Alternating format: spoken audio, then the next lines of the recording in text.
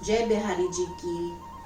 आज मैं आपको कृपा मंजी भाग 1 के अध्याय 12 का श्रवण कराने जा रही हूँ। बिहार पंचमी। मुझे ठंडा कस्टर्ड खाना है, बिहारी जी ने मुझसे फरमाइश करी। सिर्फ भक्तजन ही बिहारी जी को नहीं निहारते हैं, बिहारी जी भी भक्तजन को तीव्रता से निहारते हैं।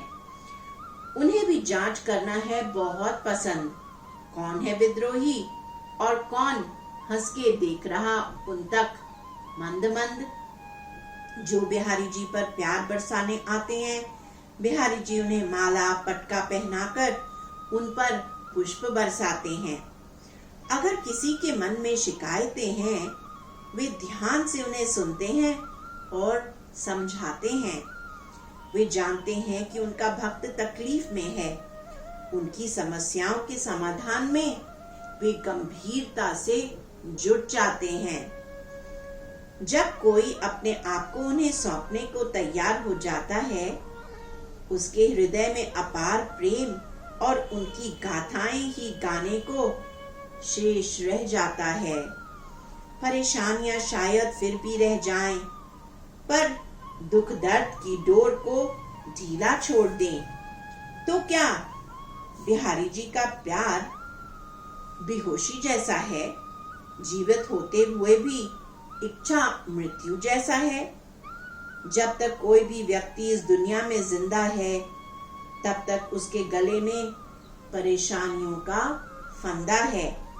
परेशानियां भी खुशियां लगे, बिहारी जी के साथ अनेक कारण है रहने के, उनके हाथों में डालते हाथ।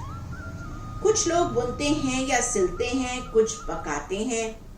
उनकी गाथाओं को गुणगान कर लिखते हुए कुछ तो गीत गाते हैं। वे हैं सबके लिए जो भी उनकी बात की प्रतिक्रिया दे। मैं बिहार पंचमी की सुबह उठी। आज उनका प्राकट्य उत्सव था। वे बहुत ही उत्साह भरने वाला दिन था। बिहारी जी का प्राकट्य उत्सव बिहार पंचमी 2018। मुझे ऐसे लगा कि बिहारी जी मुझसे कह रहे हैं कि मुझे आज भी कस्टर्ड खाना है। मैंने खुद से मन ही मन में कहा, पहले मुझे रसोई घर में जा करके जांच पड़ताल कर लेने दो। क्या बिहारी जी फिर से मुझसे कस्टर्ड मांग रहे हैं? अभी मैंने उन्हें कल ही तो कस्टर्ड का भोग लगाया था। कहीं ऐसा ना हो पहले की तरह वो फिर कोई लीला कर डाले, जैसे उन्होंने सेब के मुरब्बे के साथ किया था। पर इस बार उन्हें सचमुच में कस्टर्ड ही चाहिए था, परंतु ठंडा। पिछले दिन मैं सेब का सजा हुआ गरम कस्टर्ड ले गई थी, परंतु ठंड के कारण उन्हें गरम ही भोग लगाया था। सर्दी का समय है, कहीं बिहारी जी को ठंड ना लग जाए। परंतु उस दिन मैंने उनके सेबों का सजा हुआ ठंडा कस्टर्ड ही उन्हें परोसा, जैसे कि उन्होंने मुझसे मांग करी थी। बिहार पंचमी के दिन निधिवन से स्वामी जी भी आते हैं और सब मिलकर एक साथ राजभोग पाते हैं।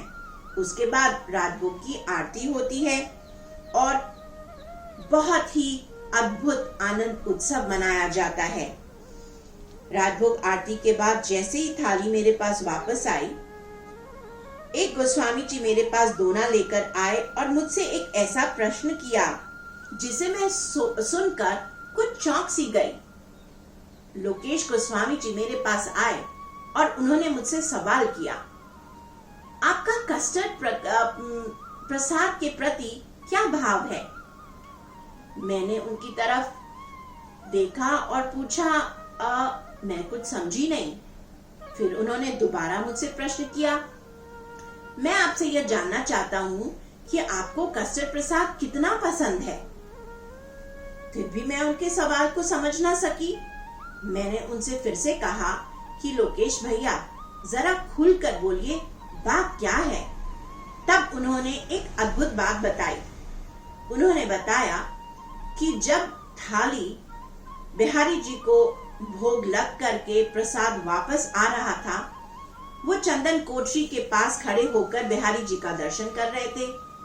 जैसे ही थाली उनके सामने से गुजरी, उन्हें न जाने क्यों एक अद्भुत सी लालसा, तीव्र लालसा सी उनसे उनके हृदय में जगी यही कस्टर्ड पाने की।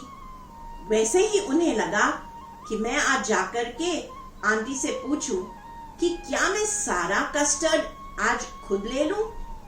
अब यह मैं जैसे ही उन्होंने मुझे यह बात बताई, मैं समझ गई कि यह तीव्र लालसा लोकेश गोस्वामी के हृदय में नहीं, अपितु यह बिहारी जी के हृदय की लालसा उन्होंने अपने सेवायत लोकेश गोस्वामी के हृदय में ट्रांसफर कर दिया है, डाल दिया है। मेरे होठों पर एक मुस्कुराहट आ गई और मैं समझ गई कि बिहारी जी मेरी शंका को निवारण करते हुए मुझे यह बता रहे थे कि हाँ, सचमुच में आज मुझे ठंडा कस्टर्ड खाने की तीव्र लालसा ही थी, इसलिए मैंने तुमसे आज मांगा था। मैंने लोकेश गोस्वामी जी को हंसते हुए कहा, जरूर आप पूरा कस्टर्ड ले सकते हैं।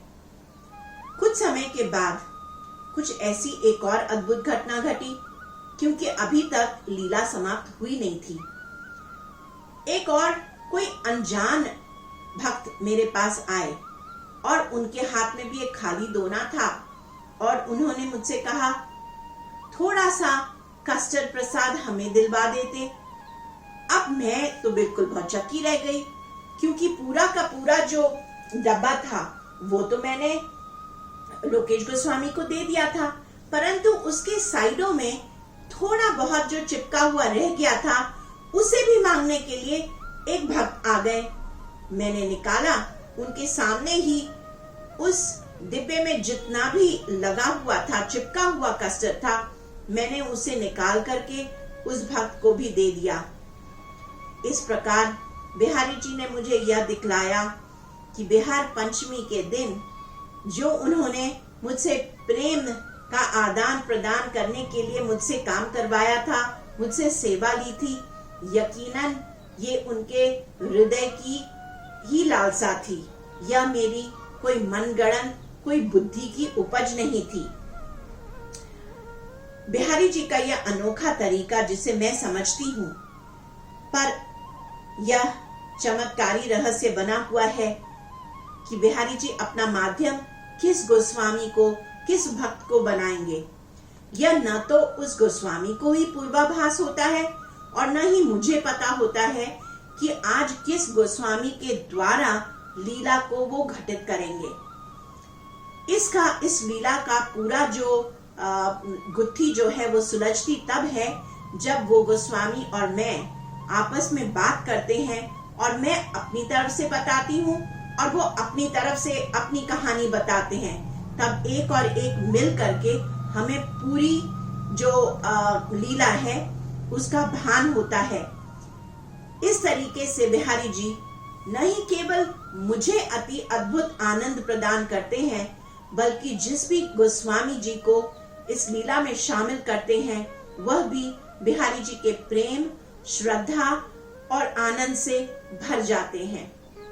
ऐसे लीलाधारी, ऐसे कौतुकी, ऐसे प्रेम वर्धन करने वाले ठाकुर की सदा ही जय हो। बिहार पंचमी जैसे उत्सव की जय हो। जय जय श्री राधे, जय श्री हरिदास।